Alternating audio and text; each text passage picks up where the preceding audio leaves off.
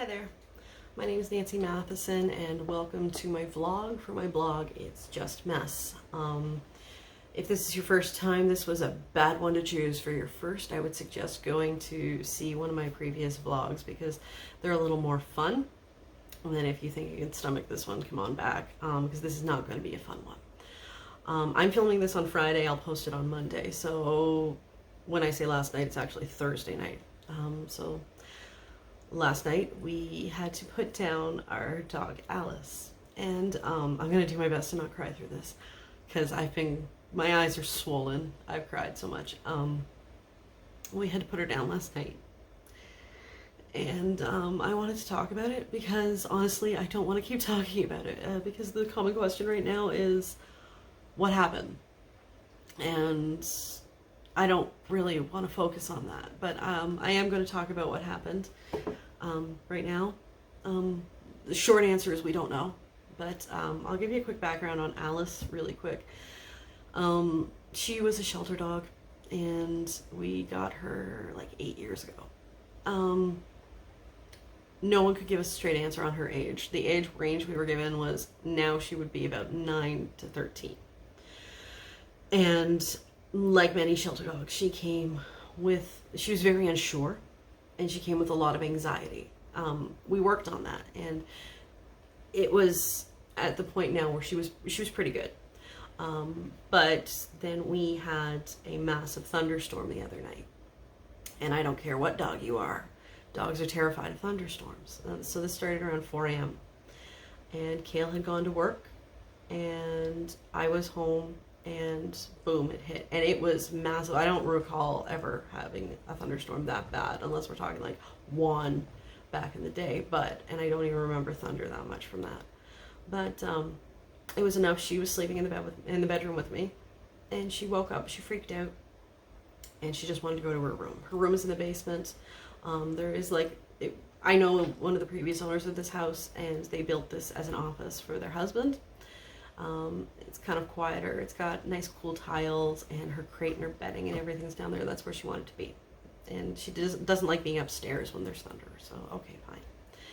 I let her go, and I went in because my youngest was crying, and I took care of him, got him back to sleep, and I went down and I checked on her, and she seemed like she normally seems during a thunderstorm. She was panting and stuff, and she seemed normal, and I was like, okay, well, do you want to come up? And she wouldn't move, and I was like, okay, that's not unusual when there's a thunderstorm, so I just let her be. And I went back to bed, and my oldest woke me up at about 6:30. We got up, and we started getting breakfast ready, and I noticed an absence in the kitchen, because typically once food comes out, we have company, and she wasn't there. So I got them breakfast, and I went and checked on her, and she was still looking the exact same, sitting in her crate, panting, looking terrified. And I said, come on, come on. Even when she's scared, usually I can coax her out verbally, but she wouldn't come. So I kind of went, I picked her up and got her up, and she followed, but she was very wobbly going up the stairs. And so she came up, and as soon as she was in the kitchen, she just flopped down. I tried to give her food, I tried to give her water. She wouldn't go because Brock always tries to feed her Cheerios in the morning, and she wouldn't go near them. And she is always with Brock. She loves Brock. I knew something was wrong. So I posted on social media, and people were like, well, she could have just been freaking out from the storm. It just could be like the after effects. And I was like, okay, fine, yeah, maybe. And I was giving it time. But she was getting worse, not better. I had to drop Jake off at the sitter, so I called Kale and I was like, listen, you need to come home because she needs to move and I can't move her. And he was, yeah, okay. He thought I was being a bit dramatic, and he came home and he kind of saw her and went, okay, yeah, she's off. So we set her up at our front door. I took Jake over, and when I came back, I was happy she wasn't there anymore. So I went looking for her. The first place I checked was our room because she often hangs out in our room. But she went downstairs to her room, and she didn't make it all the way. She collapsed before she got in. So at this point, I was like, okay, let's go outside. I took her outside, and I had a little more gumption then, but she didn't go to her normal spots to go.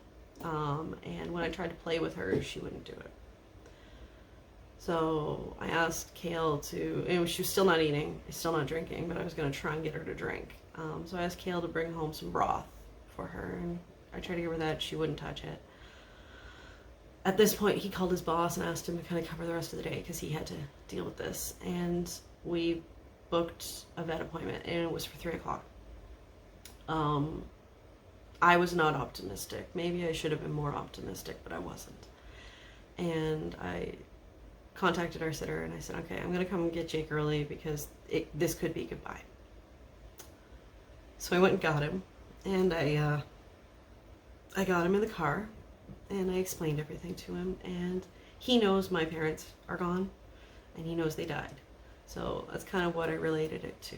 And he said, so Alice is going to die? I said, we don't know yet, but I want you to get the chance to say goodbye and spend some time with her if she does. Okay, Mommy. And then we came home, and he did. And Kale took her to her appointment, and the doctor did like an x-ray and stuff like that, and he checked her for anemia because her gums were also pale. I didn't mention that.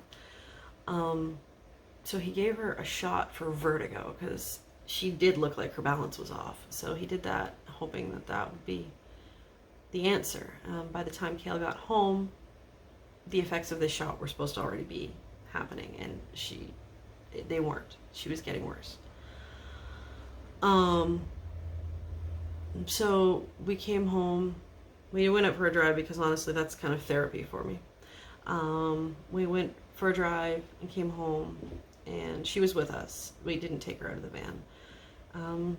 And she was getting worse. She just kind of laid on the floor. She wouldn't move, and she wouldn't even go outside. Like if we took her outside to go, she just flopped in the grass on her side and wouldn't move. So we brought her. She kind of sat in the living room while we ate supper, and then I snuggled with her, and then Kale snuggled with her, and we put a puppy pad under her in case there was an accident. And she had a little one a couple times, and there was blood. Then she started crying. So now we're seeing blood on top of everything we were already seeing. We're seeing blood, and she's crying. So she's in pain now. I'm pretty sure she was distressed before, but it's pain now. So we had planned to kind of give her the weekend because he said there's a chance she could bounce back. But he said, but if she gets worse, call me. So after the boys went to bed, she was crying a lot more. And we called him, and he said, okay, well, maybe we give her a little more time. So we were, but then it was almost consistent crying. And we said, okay, call him. And Kale called him. He said, we got to get her in. We got to do something. He wasn't trying, I should stress the vet was like, he wasn't trying to discourage us from going in. He just was kind of stumped on what more he could do. And I think he was trying to be really nice about it because I think he knew what was coming. He was hopeful, I'm sure, that she would bounce back, but I think he was aware what was coming. And he said, okay, well, we'll see what tests we can do. And Kale said, at this point, we're all saying our goodbyes, just in case. And the vet kind of took that as, okay, yeah, no problem. So we said our goodbyes. I got Jake up and let him say goodbye. And I said my goodbyes to her. And Kale was very strong through all of this, kind of holding it all together. This is when he was starting to have some issues himself. But he took, I shouldn't say strong, but he was kind of the one not showing as much emotion because someone needs to be the rock, I guess. But he took her, and I called, I knew she wasn't coming home. I called his mom to tell her, and I got a text message while I was on the phone with her saying, and it was not, he wasn't there long, and he said, she's not coming home. I said, okay. And he called me and I talked to him. He said, yeah, so I'm going to hold her while she goes. And I thought, honestly, I didn't know how long it takes to put down a dog. I thought it was probably going to be about a half hour or so. I didn't realize it was like a half a minute. So I got a text message soon after saying, I'm sorry, I'm on my way. And I called him, and he gave me a text because he couldn't call.